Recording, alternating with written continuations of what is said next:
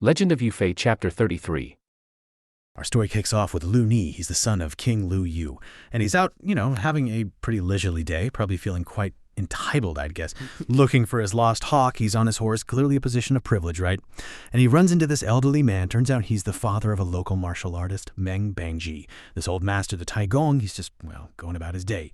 Lu Ni, though, in his rush, his arrogance maybe, pushes his legs forward, trying to catch this bird. Mm-hmm. And in doing that, he basically charges right at the old man. Right. The old guy tries to step back, perhaps out of deference, but he loses his footing. Oh, no. Takes a really terrible, tragic fall, hits his head. The source actually says it leaves a big hole in the back of his head. Wow.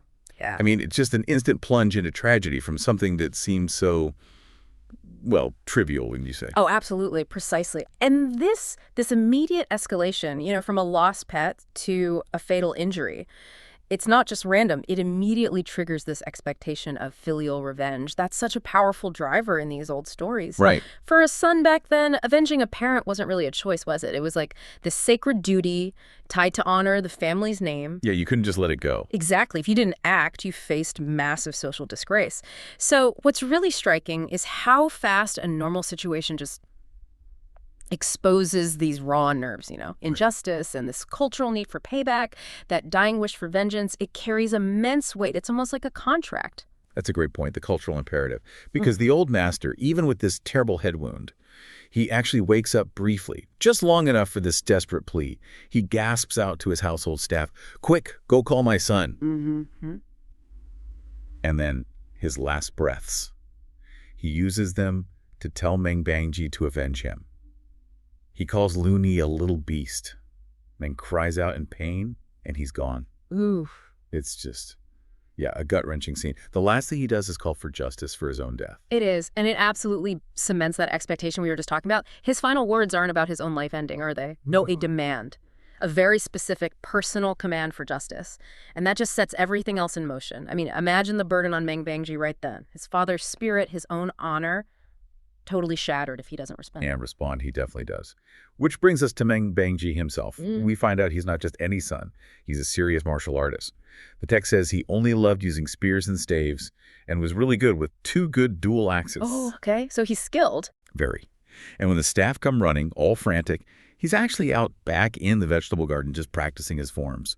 Kind of calm, peaceful setting, which makes the news hit even harder. That's a powerful contrast, isn't it? This skilled warrior in a place of, quiet practice, suddenly thrown into chaos, demanding violence. This is someone whose life is built around martial discipline. And that training, it's not just for show, right? It's for moments exactly like this one, where abstract ideas like honor and duty become brutally, physically real. McClure says his first reaction was being scared out of his wits. Understandable. The staff quickly fill him in. Horrific details. And get this, they tell him Lu Ni, while demanding his hawk back, had already killed some of Meng Bangji's own servants. Oh, wow. So it's even worse. Yeah, it's not just his father now. It's an attack on his whole household. So Meng Bangji hears Lu Ni still outside making noise. And he actually tells his staff to go out and tell Lu Ni he was just counting silver to pay for the hawk. Huh. That's a really interesting detail, isn't it? Yeah. It's not weakness, though, or fear. It feels like a warrior's move, like a strategic delay. Right. He's not just reacting wildly. He's buying time, processing this huge shock, pulling himself together, and, getting ready for the fight he knows is coming. It's calculated, lulling Lu Ni into thinking he's won, that Meng Bangji is just going to pay up, which, of course, plays right into his hands. He's shifting gears there from grieving son to focused avenger. Exactly. The calm before the storm. And then Meng Bangji comes out. No silver. Just those 2 big axes in his hands. And he confronts Lu Ni. Doesn't hold back at all. He basically calls out Lu Ni's whole family. Says they're traitors selling out the country for glory, that they harm good people. Straight to the heart of it. Totally. And it's just brutal. Swift. Utterly devastating fight. Meng Bangji chopped down 30 or 40 household guards. Kills more than 20 of them. Lu Ni, he just runs for his life, barely gets away. And there you see it. That immediate, visceral warrior response in full gear. His actions are decisive, brutal, efficient. It's the vengeance his father asked for, delivered right then and there. Yeah. It's like warrior's justice, fueled by that filial duty, the outrage, but also, like you said, this real anger at what he sees as a corrupt, dishonorable ruling family. He's not just avenging his dad. He's pushing back against this bigger injustice from Lu Yu's house. It's a complete flip. One minute he's practicing in the garden, the next he's a fugitive avenger. Yeah. Left everything behind, and he absolutely knows Lu Ni is coming back, and this time with soldiers, king soldiers. The stakes are way higher now. So Meng Bangji acts fast, but also like really practically. He calmly buries his father first, then tells his household, gather your stuff, scatter, get to safety. Yeah. Then he grabs what little he can find, some scattered gold and silver, gets his axes, and just as he hears the soldiers coming, he leaps over the back wall of his estate, vanishes into the unknown. It's amazing, really, that mix of raw emotion, that act of vengeance, but then this incredible foresight right after. He gets the consequences immediately. He just took on one of the most powerful families around. He knows the official justice system is coming for him hard. Yeah. So his escape isn't cowardice at all. It's strategic survival, making sure his family's safe, making sure he can keep going. It leaves you wondering, okay, what's next for this guy who just chose revenge over everything? That's a great question. And the story, it doesn't wait around. It shifts right over to Lu Ni. He makes it back to his father, King Lu Yu, at the city wall after running from Meng's place. Humiliated, probably. Totally. Crying for help, naturally, and you can bet he's spinning the story, right? Yes. Making himself look like the innocent victim of this savage attack. And King Lu Yu, how does he react? Well? Predictably, maybe, given his status. Oh, completely predictably, but also way over the top. The king is furious when he hears his son's version of events. He basically says that even a dog from my royal palace shouldn't be touched, let alone his own son. Wow. Immediately declares Meng Bangji's actions treasonous, which is just a huge overreaction, totally ignoring how it all started. Right, ignores the dead old man completely. Completely. And he orders Lu Ni right then, take 500 soldiers, surround Meng's estate, confiscate all his family members, old and young. Just like that. It's incredibly disproportionate, all driven by ego, this inflated sense of power. Yeah, that moment with Lu Yu, it really forces you to think about power and justice, doesn't it? His reaction, it's so extreme, so self-serving. How does that not perfectly show the corrosive side of just unchecked authority? Exactly. He completely bypasses the initial injustice, the killing of the old man. Instead, he just escalates everything massively just to protect his own pride and his son's. Yeah. It shows how power, when it's not tied to any real morality, just becomes a tool for oppression. It just fuels more violence, more injustice. It's a classic case. Ruler putting personal insult way above actual justice. It's chilling, really. And right here, in this moment of the king's, unchecked fury, the story takes this incredibly pivotal turn. A voice of conscience speaks up, and from the last place you'd expect it. Oh. Lu Lin, Lu Yu's eldest son, Lu Ni's older brother, he steps forward, objects to his father's orders, shows this profound moral courage right from inside the antagonist's own family. Wow, okay. That's unexpected. Totally unexpected. It's such a stark contrast to everything we've seen so far. A moment of, moral clarity within this household that's all about political ambition and privilege. And what's really fascinating about Lu Lin, from what you're saying, is the sheer conviction he must have had. His protest, it sounds like it wasn't just words. It was an ultimate sacrifice, right? For a principle. Exactly. He chooses moral integrity, this principled death, over just going along with what he sees as this deep injustice, this dishonor to his family. It's a different kind of loyalty, isn't it, compared to Meng Bangji's? Yeah. Well, Meng Bangji's loyalty was directly to his father, through vengeance. Lu Lin's loyalty seems aimed higher at a moral code, at his family's honor in the eyes of, history and heaven, even if it means defying his own father to protect that honor. It's fascinating. And Lu Lin's argument is incredibly sharp. It goes way beyond just this incident with Meng Bangji. He calls out his father's whole alliance with the Jin dynasty, says it was unwilling, basically a sellout, making them traitors, selling out the country for glory to the rest of the world. Ooh, strong words to a king. He warns his father, look, the famous General Yu Fei has fighted the Jin. If the Jin lose, where does that leave us? He says the Lu family will have no place to be buried. Wow. He says these actions are intolerable to heaven. He begs his father, think thrice. He even throws ancient wisdom at him. As a minister, if one cannot be loyal to his lord, and as a son, if one cannot be filial to his parent, how can one stand in this world? He basically tells his father he should just commit suicide early to avoid being ridiculed, rather than keep going down this dishonorable path. Good grief. He's not just disagreeing, he's condemning his father's entire political life, his moral standing. Absolutely. That's an astonishing moment. It's like he has this prophetic insight, but also just incredible bravery. He's seeing past the immediate rage, the revenge plot.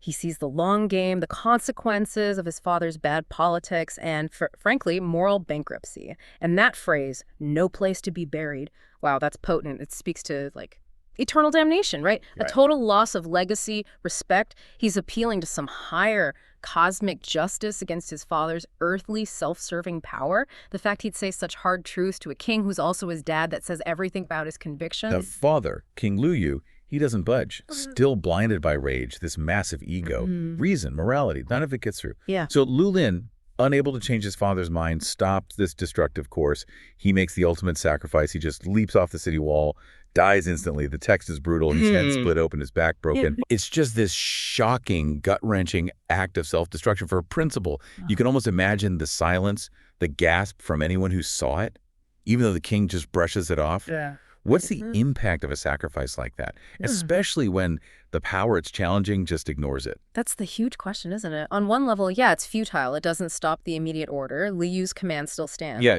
But on another level, it's this incredibly powerful act of moral witness. It completely strips away any shred of legitimacy from Lu Yu's authority.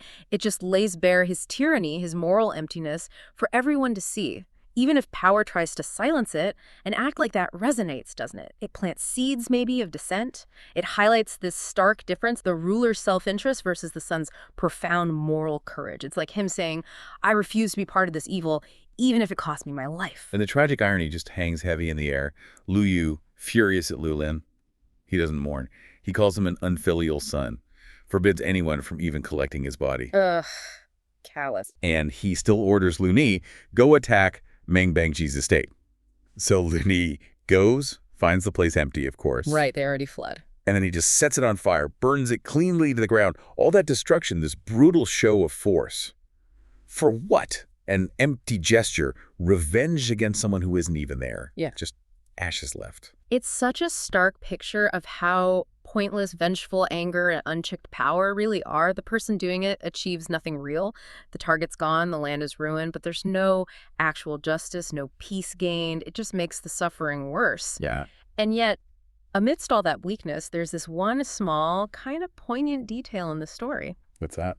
It mentions that good-hearted citizens secretly went and buried Lu Lin's body outside the city. Oh, really? Yeah, it's this quiet act of defiance, right? It's a testament that even when the official power rejects a principled stand, sometimes the ordinary people remember, they honor it. So maybe his sacrifice wasn't entirely in vain, even if his own father and brother didn't acknowledge it. It kind of echoes, you know?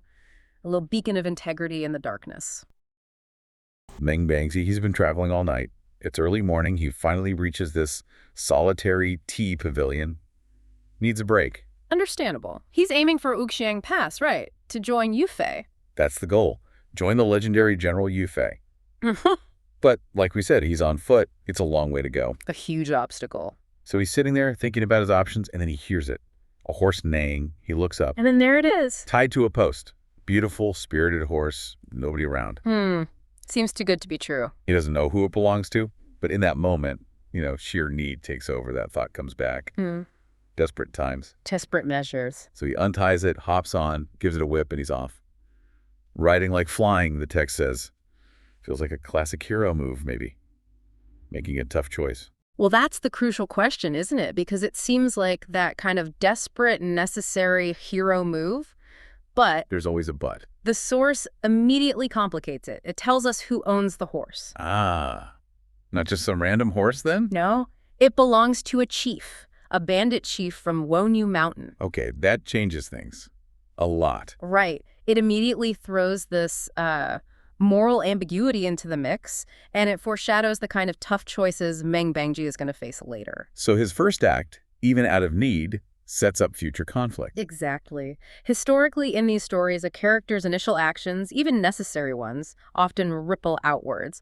And what's also telling here is just how careless the owners were. How so? Well, the chief, the owner, was apparently playing chess all night at Yujingan Temple with a monk. Well, his valuable horse was just tied up. Yep, and his two subordinates, They were gambling nearby, totally oblivious. That level of negligence from a mountain chief, it says a lot about their discipline, or lack thereof. Maybe a false sense of security in their little world? The world Meng Bangji just rode into. Unwittingly, yeah. It's almost like they left the door open for trouble. An invitation he definitely accepts, even if he doesn't know it. So Meng Bangji is riding, probably feeling pretty relieved, maybe even a bit smug. Got away with it, he thinks. Then he almost rides smack into this huge mud pit hidden in a pine forest. Curses whoever dug it, thankful he spotted it just in time. Close call. But the real trouble is coming. Oh, yeah. Here's where it gets really interesting. Just as he's muttering to himself, this shout erupts, and suddenly, dozens of these long hooks, they just spring out from the trees. An ambush. Classic bandit tactic. They snag him, yank him right off the horse. Brutal. Instantly, dozens of these thugs swarm out, tie him up tight with ropes, and grab the horse back. So much for his quick escape. Gone. From the thrill of freedom to capture in like a second. It's a really vivid reminder of how dangerous that wilderness was in these stories. Unpredictable. Absolutely. And this ambush, this capture, it's not just about conflict. It gives us a fascinating look inside the bandits' heads. How do they react? They start laughing. They think they've caught basically a colleague, another bandit. They assume he's one of them. Yeah, maybe just a clumsy one, caught red-handed stealing a horse from, well, other bandits. And then there's this almost darkly funny debate. About what?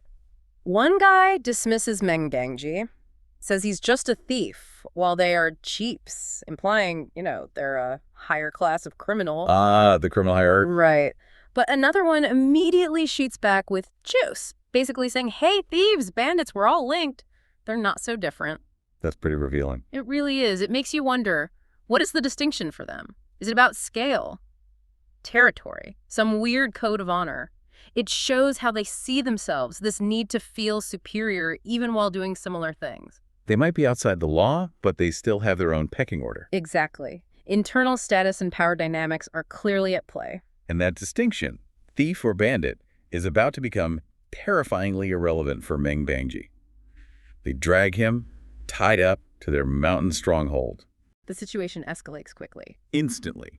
The tension just cranks up to 11 when the chief gives this chilling order, Shurankong. Make this fellow into wake-up soup. Even the name is horrifying. Just awful. Yeah. Then they haul Meng Bangji into the pony, the stripping pavilion, tie him to a pillar. His hair is hung from a hoon, a leopard head ring, grotesque detail. The dread is just palpable. You can almost feel the cold stone, the menace. Yeah, it's a truly grim scene. And this is where the story really dives into the barbarity, showing just how merciless these particular bandits are. The text doesn't hold back on the gruesome details. Tell us about the ritual itself. Okay, so 4 bandits approach. Each one has a specific tool. It's very methodical, which makes it even worse. What are the tools? One has a bucket of water, another a basin, a third carries a bowl, the fourth has a sharp knife, and the last one holds a rattan cane, about finger thick. Okay. And the soup? The wake-up soup itself is described as this black, oily mix of udar, that's clear sesame oil, scallions, and Sichuan peppercorns.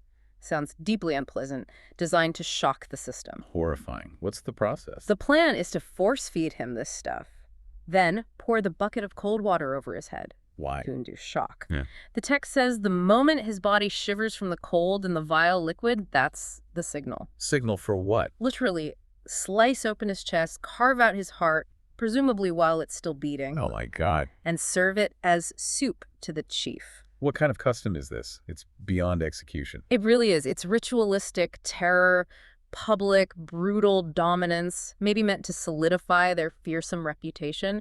It just lays bare the absolute lawlessness, the dehumanizing cruelty of these particular outlaws. Stripping him of everything. Life, dignity, humanity. Exactly. An act of ultimate consumption and power. It's designed to shock you reading it. Yeah. And Meng Bangji, how does he react? He refuses. He absolutely refuses the soup, grits his teeth, tightens his jaw, pure defiance. Even with the threat of the cane. Even as they raise that rattan cane to beat him into submission, he won't yield. And in that moment, sheer desperation, he cries out. What does he say? A cry that must have echoed, Hasadak, if I, Meng Bangji, die here, who will know? Wow. Not just begging for his life. No, it's more than that. It's an assertion of identity, a refusal to just disappear anonymously. He's screaming his name, demanding recognition even at the brink of death. A plea against being forgotten. And that cry, that desperate assertion of self, that specific name, that's the turning point. The whole narrative pivots right there. Indeed. Because just as that cry, Meng Bangji hangs in the air. Fate intervenes.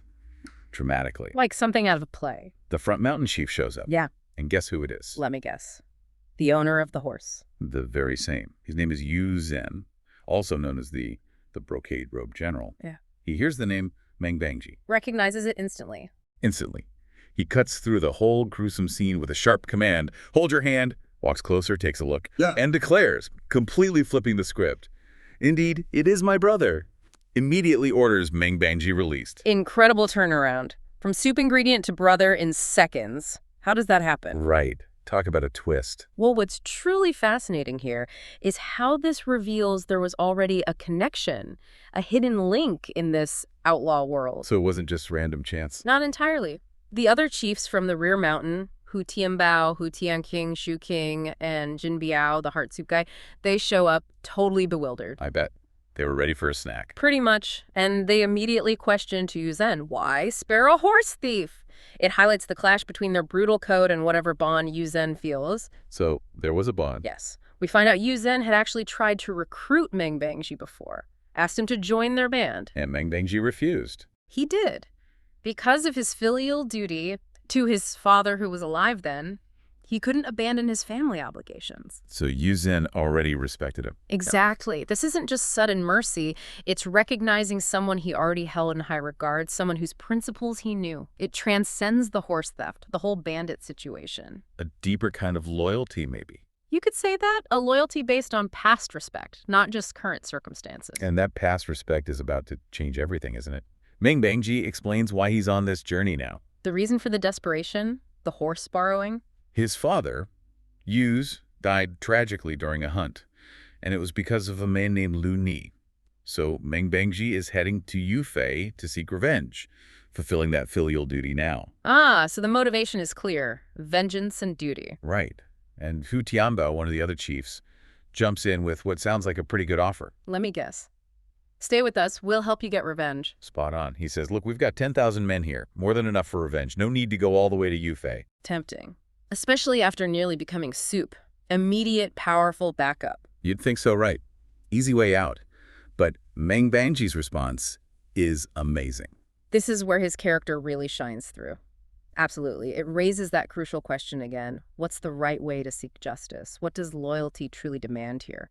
His answer shows this incredibly strong moral compass. What does he say? He explains he's heard General Yufei is famous for Jinwo, perfectly balancing loyalty to the nation and filial piety, which in imperial China was like the gold standard. The ultimate aspiration for a man of honor. Pretty much. And, he adds, Yufei Ofei, he deeply values righteousness and brotherhood, crucial for uniting people. So by joining Yufei, Meng Bangji sees a way to achieve bullshit. Fulfilling both public and private duties. Exactly. Avenge his father, yes, but do it as part of a larger, honorable cause. Serving the state under a respected general, he's looking for justice with meaning, not just blood for blood. So he's thinking bigger than just personal revenge. He wants the right kind of resolution. Precisely. And then he goes even further. He delivers this powerful argument against their whole way of life. Against the bandit trade itself. Yeah. He says flat out, the fruit, this bandit business, has totor. No real future, no lasting honor, no legacy. It's a dead end. Bold move.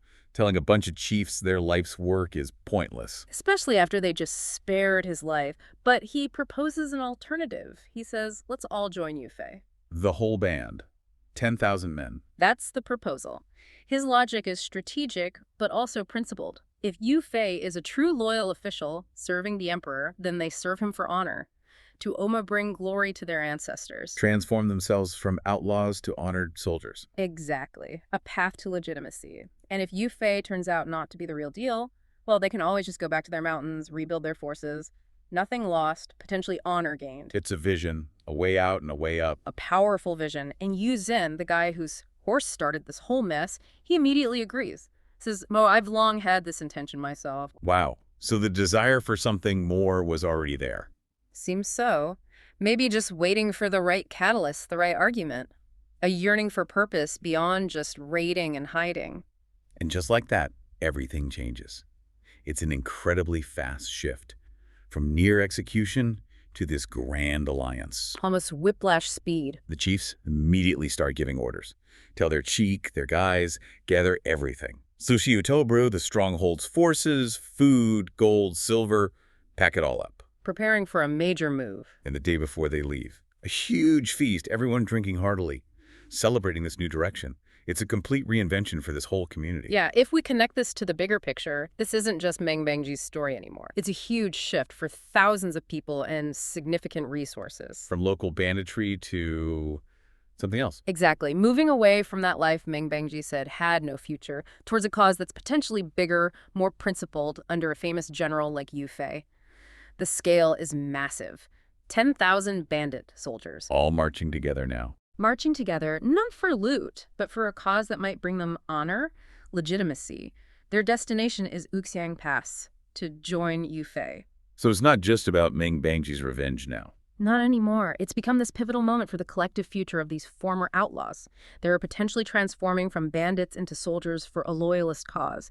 It just shows the incredible power of a shared, honorable vision. It's the 15th day of the 7th month. That's a big festival day. We're in Yu Fei's camp at Oguan Pass, which is this really key defensive position. It's usual spot. The generals are doing their ancestor offerings. Yeah. But then General Nu Gao, who's known for being very direct, maybe a bit rough around the edges. Yeah, that's a good way to put it. A colorful character. He says to his buddy, Ji King, something like, "Hey, the main camp's too crowded. How are the ghosts supposed to accept our offerings with all this noise?" Which is, kind of a funny thought. Practical ghost management. Right. Even spirits need some peace. He suggests they find a quiet spot up on the mountain. And Ji King agrees. It makes sense, for the solemnity of it all.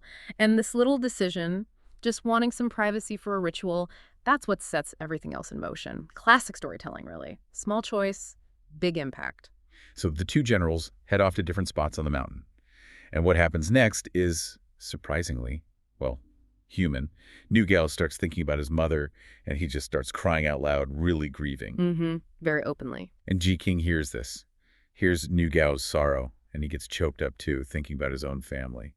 It's this really touching moment, these tough military guys sharing this deep grief. It really brings them down to earth, doesn't it? Under the armor, just men missing home. And, after something emotional like that, what do guys often do? They gather back up, have some food. And some drinks. Literally. Some things are timeless. Yeah. So Nu Gao, feeling the wine a bit, suggests a poetry game. The poetry game. Yeah. Theme is the moon. And if you mess up, or if your poem's no good, you drink 10 bowls of wine. Which is a lot of wine. Definitely. So this is where the humor the source mentions really comes through. Okay, lay it on us. Ji King's poem first. Yep. Ji King goes, "A round moon, sometimes round, sometimes incomplete. Yeah. Add a head and tail, a big white turtle." A big white turtle. Okay. Nu Gao immediately jumps on that. A big white turtle, that's ridiculous. Makes him drink the 10 bowls. Okay, Nu Gao's turn then. Nu Gao recites, "Golden goblet filled with moon, moon's shadow shifts onto golden goblet. The poet's mouth grows parched from reciting, swallowing wine, goblet, and moon all together." Whoa, ambitious! Swallowing the goblet and the moon. That's exactly what Ji King says. How can you possibly swallow a goblet in the moon? So Nu Gao has to drink 10 bowls now. Serves him right. The game continues. Nu Gao drinks quite a few more bowls. Until finally, he has to excuse himself. Needs that private moment. The moment of destiny. Disguised as a bathroom break, it's just perfect. Shows how history can turn on these tiny, unexpected things. It's truly wild how that almost slapstick moment leads straight into high-stakes military intelligence. Yeah. So Nu Gao walks off to a hillside, finds some grass, Looking for privacy. unfastens his trousers, starts to relieve himself, and whoosh, right onto someone hiding there. Oh man, can you imagine for either of them the shock? Right. He pulls his pants up fast, reaches down, grabs the person by the collar. And hauls them up. Still dripping, probably. Probably. And Nu Gao marches this person back to Ji King, shouting, "Caught a spy! I caught a spy!" And Ji King's reaction is just priceless. Something like, "New brother, you're amazing. You get military merit even when you're taking a leak?" It captures the absurdity perfectly. So they tie up the captive and head straight for Yu Fei's main tent. And, You could see this as just dumb luck, but in war, being able to use that luck, that's a skill too. Absolutely. So Nigao proudly presents his soggy spy to Yufei. And Yufei, being Yufei, instantly sees the guy's the Jin Dynasty clothes. He gets it immediately. He knows exactly what's going on, and this is where Yufei just shines. His mind works so fast. It's a masterclass in deception. He doesn't interrogate, doesn't demand answers. He launches into this incredible performance. He pretends to be completely wasted, slurring his words, swaying. Right. And he looks at the spy and goes, "Zhang Bao, is that you?"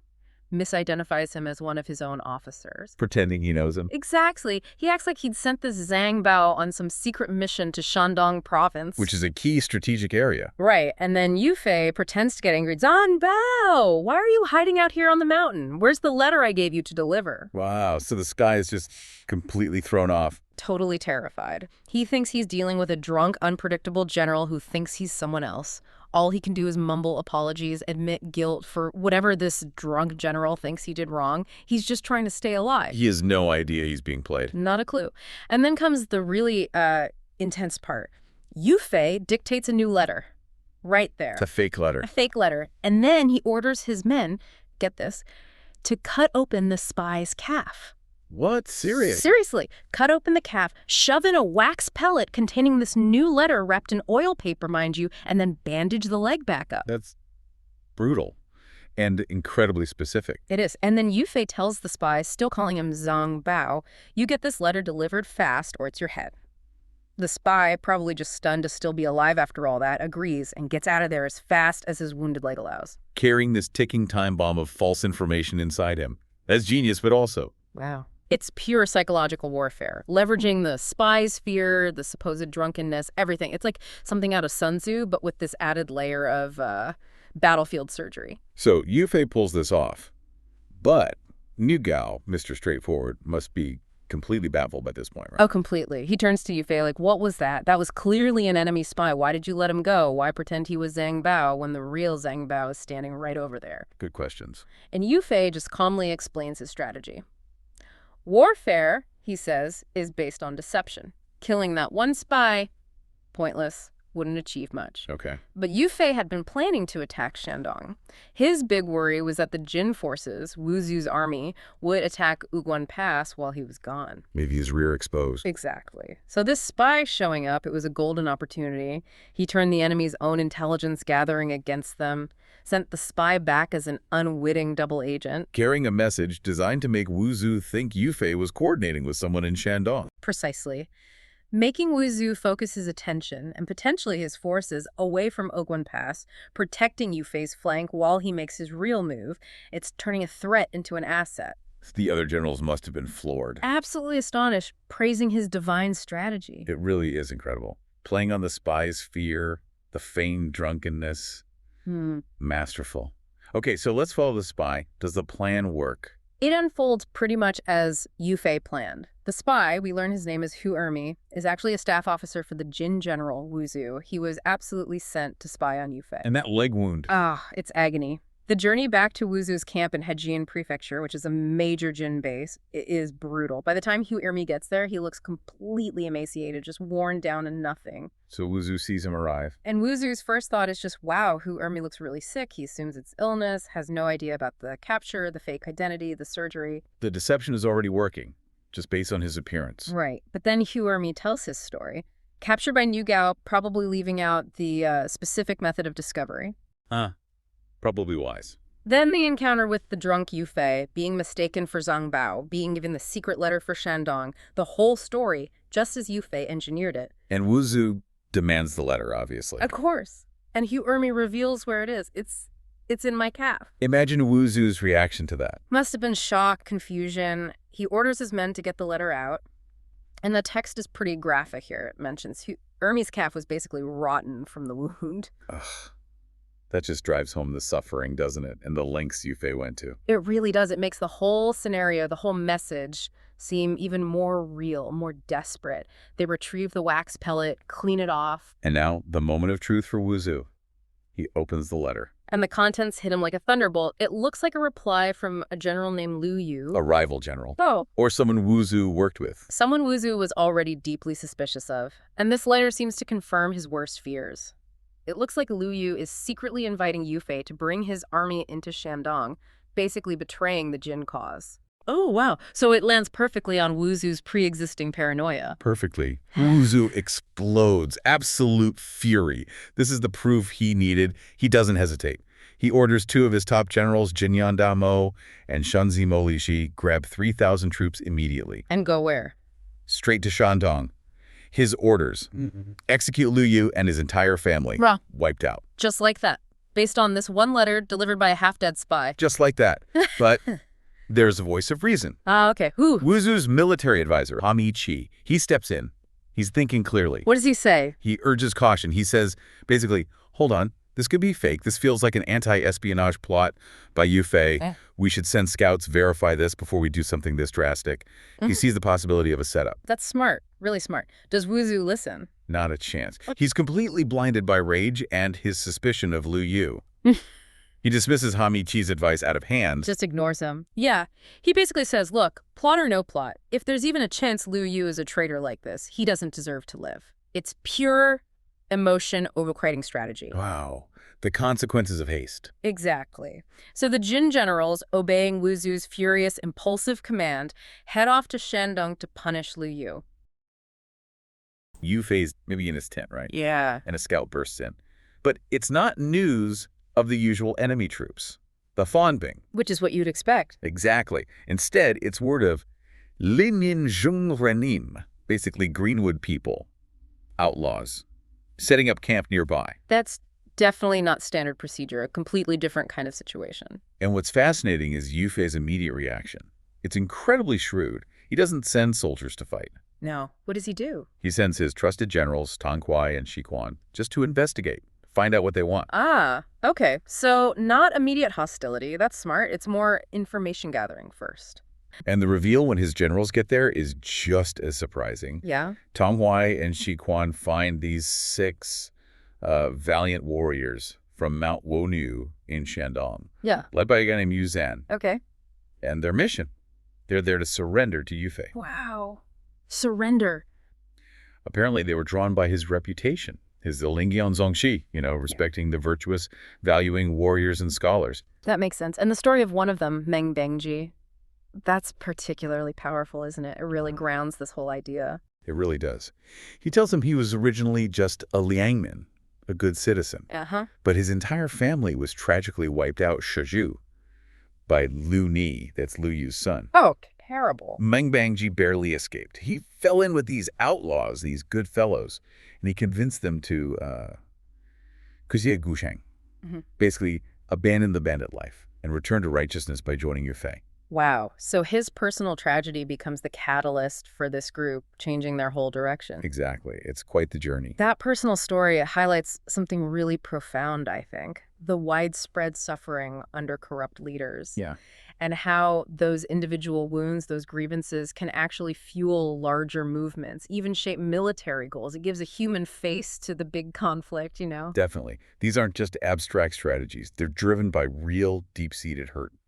Individual justice gets tied up with the bigger picture. Absolutely. And that connection makes the cause much more powerful. So Meng Bangji makes this plea directly to Yufei. He asks him to lead troops to Shandong, specifically to capture Lu Ni. Ah, the son who killed his family. Right. And he frames it carefully. He wants personal revenge, goushou, but also public justice, Mingxing Dingxing. He calls it Zhongxi Lingjin, fulfilling both public and private interests. That's interesting phrasing. Trying to legitimize the personal vendetta through the public good. Is that something we see often in these accounts? Oh, definitely. Blurring public and private motives was, well, pretty common. It helped rally support. Right. If your personal tragedy reflects a wider injustice, then seeking revenge becomes part of fighting for the greater good. Yeah. It gives leaders like Yufei a strong moral reason to act. And Yufei's response is just brilliant, isn't it? So astute. He really is. He acknowledges the situation that Lu Yu and his son aren't exactly solid with their Jin backer, Wu Zu. Uh-huh. He even mentions his own plan, hoping they'll Zixian Kanhai, basically destroy each other internally. Playing the long game there. But then he gives Meng Bangji this direct personal promise. He says, look, if this current strategy doesn't pan out, he will personally lead troops to help Meng get his revenge. Wow. That's extraordinary. From a top general to a newly recruited former outlaw. It really cements that reputation, doesn't it? The Right. Xian Zhangxi, he values the person, not just the soldier. Yeah, it shows real empathy and strategic thinking too, right? Gaining that kind of fierce loyalty from someone like Meng Bangji, that's invaluable. Giving them a reason to fight that's personal. For sure. And the immediate result is positive. Yu Fei welcomes these guys into his army. Integrates them properly. Yeah, re-equips them, gives them new banners, sets up camp for them right there with his own forces. He builds those bonds. It's more than just recruiting, it's assimilation. Yeah. Building real loyalty. And just like Yu Fei seemed to anticipate, things move fast. Incredibly fast. Just Bushiri. Not many days later, a scout rushes back from Shandong. With big news, I bet. Vital intelligence. It confirms Yu Fei's assessment, but also it brings this shocking turn to Meng Bangji's personal story. Okay, what happened? The scout's report is pretty grim. It confirms Lu Yu's eldest son, Lu Lin, argued with his brother, Lu Ni. The one Meng Bangji wants revenge on. Exactly. Argued about the seizure of Meng's village, apparently. Lu Lin's warnings were ignored. And then Lu Lin fell to his death from the city wall. Whoa. The great Jin nation, they didn't waste a second. What do they do? Sent 2 commanders, Jinik Demo, Goldeneye Delmo, and Shanzi Molizi, good word Molizi, with 3,000 soldiers. Just 3,000 seems small. Enough to do the job, apparently. Their orders were to completely seize and confiscate all of Liu Yu's family assets. So not just remove him from power, but completely strip him bare, cut off all resources. Exactly. Cleaned him out. No chance of a comeback. And what about Lu Ni, the target of Meng Bangji's vengeance? Well, he was apparently Saiwai away out hunting when it all went down. Lucky for him, I guess. Sifeng Taotu caught wind of what was happening and managed to escape. His whereabouts, unknown. But his power base, his family's wealth, gone. So the father dealt with, the target escaped for now, the pieces are definitely moving. And this is where the story takes that really stark turn. Yu Fei hears this news, turns to Meng Bangji. Yeah, what does he say? He makes this promise. It's memorable, maybe a bit chilling. He says, basically, Lu Yu is dead, so you can relax a bit. Later, when we catch Lu Ni, we can use his heart and liver as an offering to your ancestors. Wow, okay.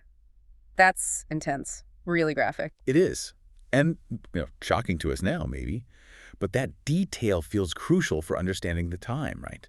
The depth of vengeance people sought and promised. Absolutely. It's not just a casual threat. It's visceral. It's symbolic justice as they understood it then. A really deep-seated need for retribution that went way beyond just locking someone up. Yeah, it highlights the emotional intensity, the brutal reality of these conflicts. Promises like that were taken very seriously. So, with Lu Yu out of the picture and his riches seized, the Jin don't just sit back, do they? Not at all. The focus shifts immediately to their next, much bigger move. Those commanders, Goldeneye Dao and Goodword Molizi, they report back to the big boss, Wu Zhu and He Jianfu. And deliver the loot, presumably. Exactly. But Wu Zhu's got bigger problems. His frustration just jumps off the page, really. He complains that Yu Fei is Jingzhu Kangguan, long encamped at Out Pass, blocking our advance. Yu Fei's clearly been a major thorn in their side, a serious obstacle. A strategic bottleneck. Precisely. So Wu Zhu demands, Schwerin. Who dares lead troops to capture this pass? You can almost hear the desperation. Yeah, it really highlights how critical Aotang Pass was. It wasn't just some random outpost. It was the key point stopping the Jin push south. Makes Yu Fei's position there incredibly important. He's not just an enemy. He's the roadblock to their entire campaign goal. Right. Wu Zhu's frustration just proves how effective Yu Fei has been just by being there. And who steps up to take on this challenge? Let me guess. Someone important.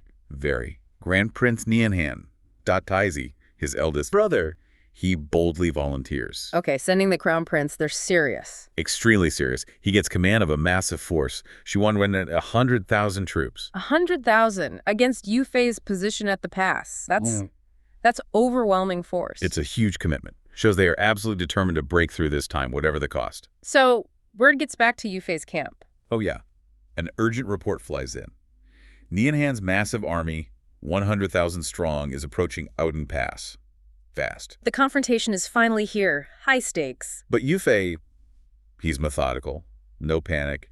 His first step, orders the scout back out for more details, get better intel. Smart, don't react blind. Then, swift deployment. He splits his forces, 4 detachments, 5,000 soldiers each. Okay, so 20,000 in total spread out. Seems like it. Zhao King to the south, Zhao Yun west, Langxing east, Ji King north, like setting up a perimeter defense. Covering all approaches. Right.